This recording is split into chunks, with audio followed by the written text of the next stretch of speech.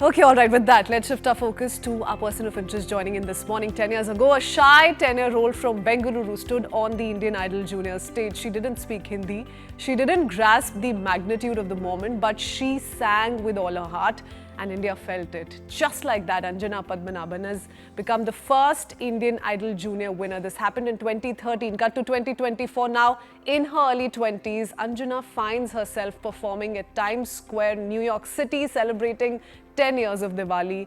And this time, she's not the kid with a dream, she's the artist living that dream. From Carnatic beginnings to international beats, Anjana's voice has grown into something bold, brave, and beautifully her own. So let's quickly go over to Anjana, who joins us this morning on The Breakfast Club. Hi, Anjana. Hope you're doing well.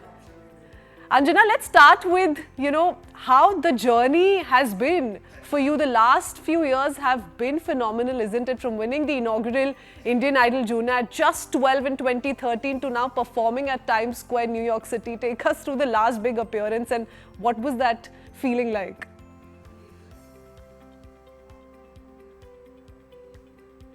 Honestly, I still feel like it's not sunk in. It's been so surreal to even think about the fact that I was there, that I got to perform at Times Square. So many people, and it was not just people from India, people from different countries coming, listening to our music. It was just phenomenal. The entire experience was amazing. Uh, singing songs that I grew up listening to, and then seeing everybody listen to that, vibing with me, encouraging, cheering. It was an absolutely phenomenal experience, and I can't wait to go back there. Honestly, I really love the place, and it's going to be a memory that's going to stay with me forever because I'd never imagined that I'd ever get a date like to perform at Times Square. It was a place that I grew up sort of imagining that, okay, one day I'll just go visit as a tourist. But then, today to be there, to be performing there on a stage, it was just phenomenal. Yes. Okay, Anjana, I'm not going to ask you to give us any of your Bolly hits that you performed at Times Square, but you must give us a few lines of your latest song in Tamil, which you love. Sure. Actually, you know what? Let me sing a song of mine that released a couple of months back in Tamil itself. So it was an indie track of mine. So I'll sing a few lines of that.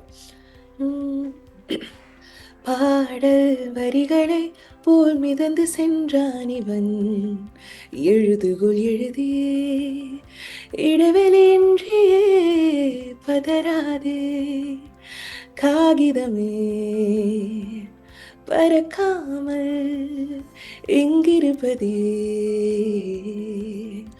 உன்னுள் எதை கற்பித்தேன் இடைவேளை ஒன்றை கேட்கிறேன் இதழோடு கேட்கவா கொடுக்காமல் இருப்பதா உன்னுள் எதை கற்பித்தேன் இடைவேளை ஒன்றை கேட்கிறேன் இதழோடு கேட்கவா கொடுக்காமல் இருப்பதா முதல் வரியே. So yeah, that's a few lines of a song of mine that released like literally few months back. Lovely. Just what we needed right on top in the morning. We're through half week already, so we really needed a little bit of that. Anjana, tell us, some of your fans must have literally grown up with you, isn't it? Started following you from Indian Idol days. Now perhaps have your music on their Spotify. Do you have any special stories there? Any personal interactions that you'd like to share with us? It's amazing, honestly. I get so many of these messages, especially on like requests on Instagram.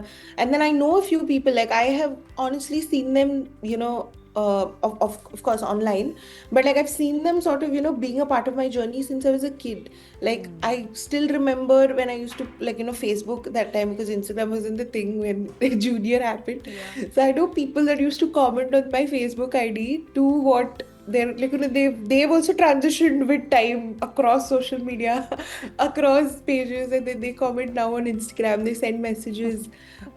It's crazy. Like, they were a part of Junior, they were a part of the Idol Senior, then they're a part of all of my songs.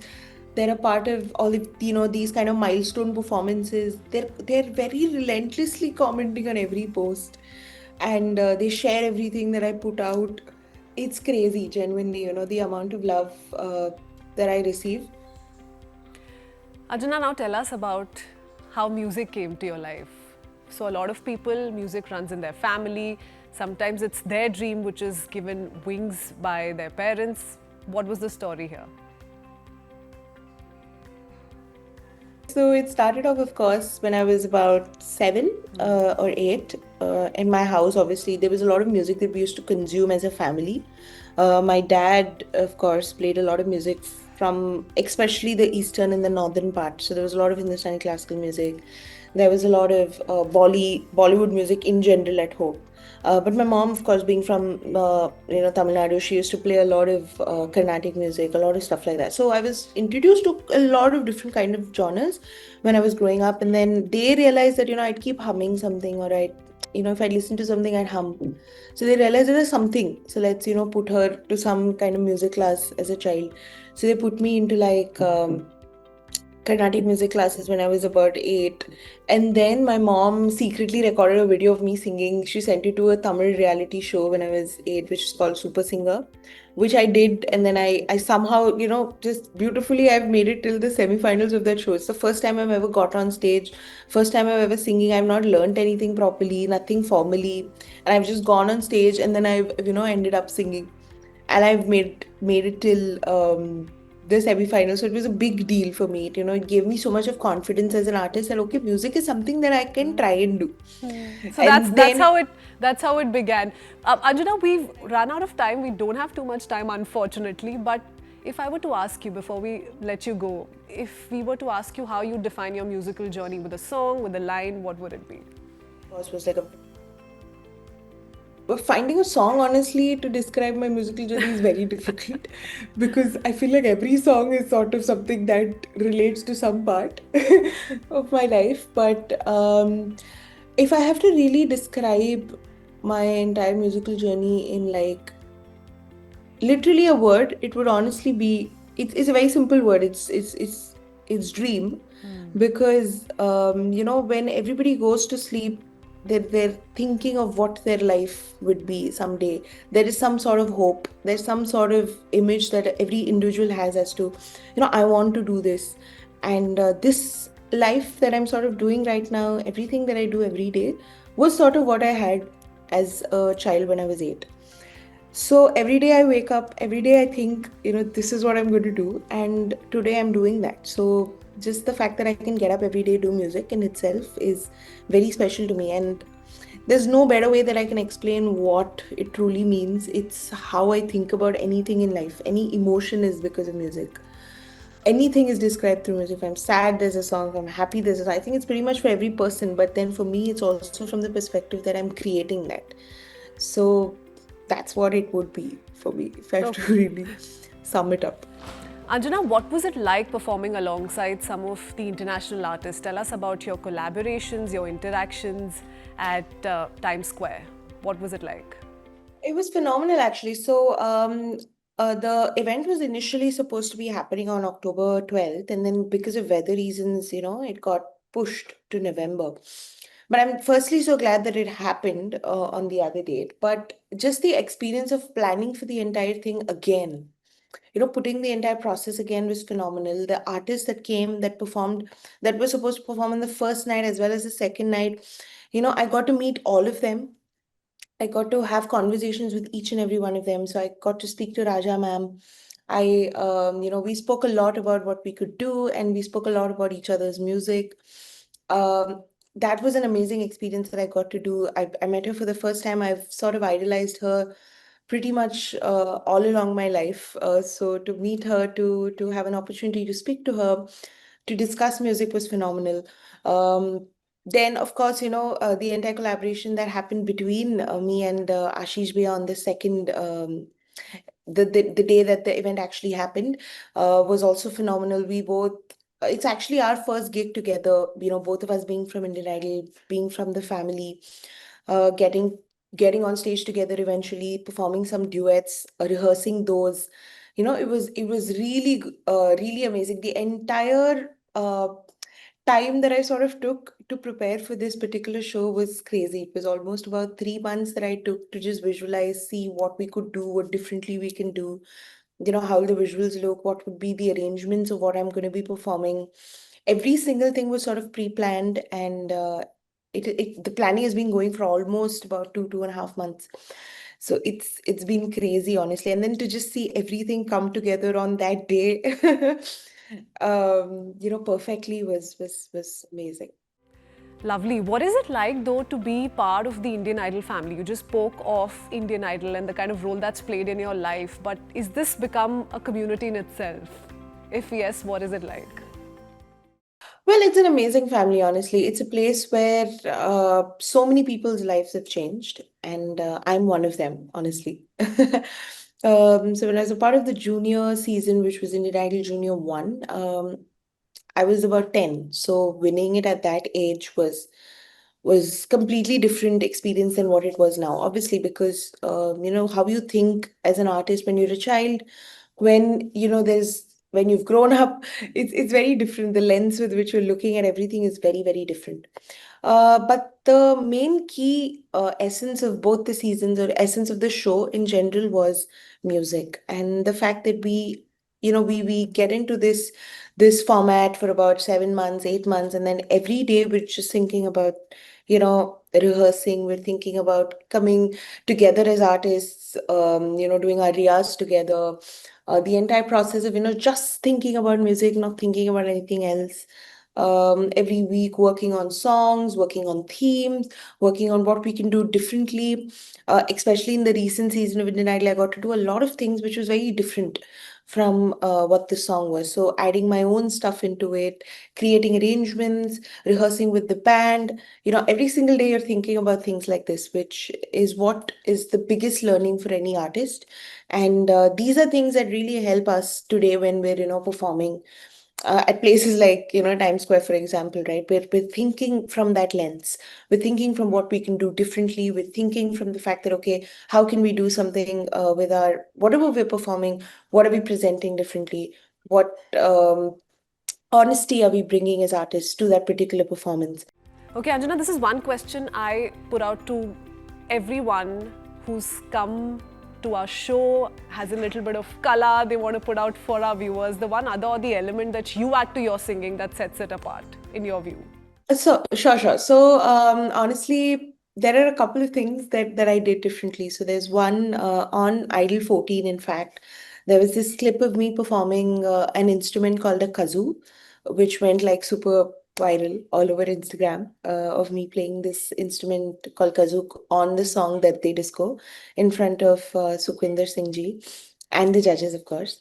So I thought, why not I play a little bit of the kazoo? So there was a kazoo kanukol jugalbandi that happened at Times Square. So kanukol is a South Indian Carnatic rhythm form. It's to just put it in very simple terms, or very layman terms, I would say. It could be something like an Indian form of beatboxing or Indian form of classical form of rapping.